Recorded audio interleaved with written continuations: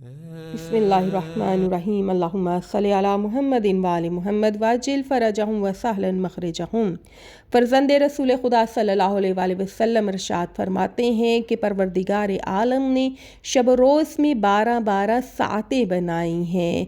उसी रब्बुल इज़्ज़त ने साल के 12 महीने करार दिए हैं।